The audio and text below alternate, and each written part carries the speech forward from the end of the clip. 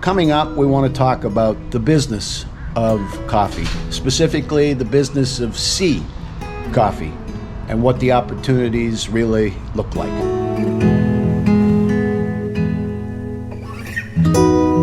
And then we're going to get into the opportunities. The opportunities to be maybe some kind of capital partner for container, for shipping, for buying, the opportunities in the stores and so forth, the different aspects. You have two cafes right now, two Si cafes, one here in Abbotsford, one in Aldergrove.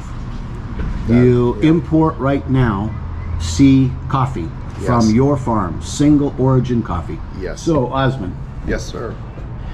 You came to Canada and you came and wanted to do something in business, you thought, because you had been trained in business. And you realized you had coffee farms back in Nicaragua. So I said, you know what? I have all this coffee in Nicaragua. Called my family. So how's the harvest? Can I have some coffee here? And right away, I shipped from Nicaragua 500 pounds of coffee. Wow. Packaged. Right away. So you no survey, no business plan, nothing. Just send me the coffee. And by then, I was already. I would say like that entrepreneurial part makes you do something and move forward. So I already had my company, my GST number. I already had the company name trademarked. I was in the process of doing all those things, right? Okay. So I went to Staples, did my business cards, very simple stuff, right? Made some flyers, and with those 500 bags of coffee, I started going door to door, B2B, business to business. To coffee shops. To coffee shops, restaurants. All over this area. All over this area, Lower Mainland. So for 1 year after you came here, you were working nonstop as a cook. Yeah. You were getting very tired. Yeah. You thought there's got to be another way. What do I have? You reconnect with the family coffee assets business. Yeah. You get 500 pounds shipped. Yeah. Now what should I do with it? Yeah. And you're knocking on doors. Yeah. And everybody wanted to buy it right away. No. Everybody, I left a bag of coffee as a sample. Came back to them. Coffee's great. It's good coffee. But you know what? We already have this business relation with this or this other roaster. Thank you. Or the owner knows the owner of the roaster facility. We're good. We're happy with the coffee we're working with. Sorry. Yeah. No, not interested. Lots of rejection. Yeah. A year later, I only had 3 accounts actually. Now that I think of it, I had a church. Okay. Which I partnered with. Okay. And I was the coffee guy for the church for 1 or 2 years. So for their weddings and funerals and things like that? For the church, no, for the Sunday coffee time. Coffee time. Okay. And for the office. And so I did that there. It was good. We sold the coffee online through them also to support missions abroad. Okay. So that came very, very helpful. Sunrise Church. Okay. Pastor Chris Westby, great man. Okay. And Shem Mose. Yeah. They helped me a lot. Yeah. And then I landed another account. It was one coffee shop in Aldergrove. Okay. Which is the one I bought later down the... It's the one next door to Savon. Next door to Savon, yes. Okay, now Si Cafe. Si Cafe, yeah. Okay. So, yeah, those were the 3 accounts. And this one in Abbotsford, right? What was it called before? Towers Cafe. Towers Cafe. Because this is a tower medical building. Medical building, yeah. And you left coffee with the owner. The owner tried it, liked it, but couldn't buy it. Exactly. Because the way you sign a contract, they lock you in. She had a machine here, espresso machine or some sort of machine, and so she couldn't get coffee from anybody else. So that's how the big companies work in here. Oh, okay. it's a good plan. You know, it works. So if you're big in the coffee business, you might do things like leave a machine for free if you lock in for 3 years and buy our coffee. Every so many pounds of coffee a month. You make a commitment. You have free consultation, training, whatever. You know, yeah. So like most commodities, it's difficult, no matter how good your product is, to be the new guy. Oh yeah, definitely. You know, people say, you know, in order to be successful, you need about 5-6 things, but I think there's a 7th.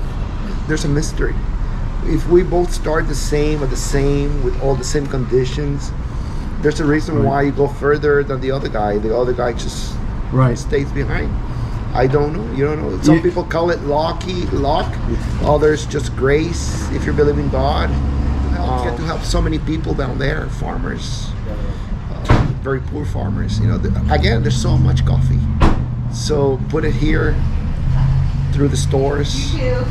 Right now, I already have the coffee listed on Ceylon's as a local supplier. Best way for me. I don't have the money to go 140 store as a whole, right, and ship coffee to all the stores. So I'm just going one by one, little by little. Call me crazy, have or be the next Starbucks. Let's just say BC, I don't know, 25, 30 multiple locations selling single origin coffee from me. See ya. So yeah, so one store at a time. I split myself. One day I'm in the coffee shop, another day you see me sampling, another day you see me shipping coffee, another day you see me at the other store. I'm still working 7 days, 12, 14 hours to this little coffee shop, and on my 3rd visit, the lady just said, you know what, I have the coffee shop for sale. It's the market. So I didn't have the money. Right. But I said, I'll buy it. On faith. Wow. This is true. So it took us like 3 months to complete the deal because of paperwork. But the timing was perfect because it took me 3 months to get the funds. I started running this place, which it was already running steady. It was pre-COVID, during COVID. And it just helped me get some traction with my coffee. I put all the coffee on the walls there. I had another batch of coffee shipped to me. You dropped something. Thank you so much. You betcha. I have access to all the coffee I want. But now I have a dream, right? Now I want it out, but they pull me back in. The entrepreneurial life. Well, because now I'm up.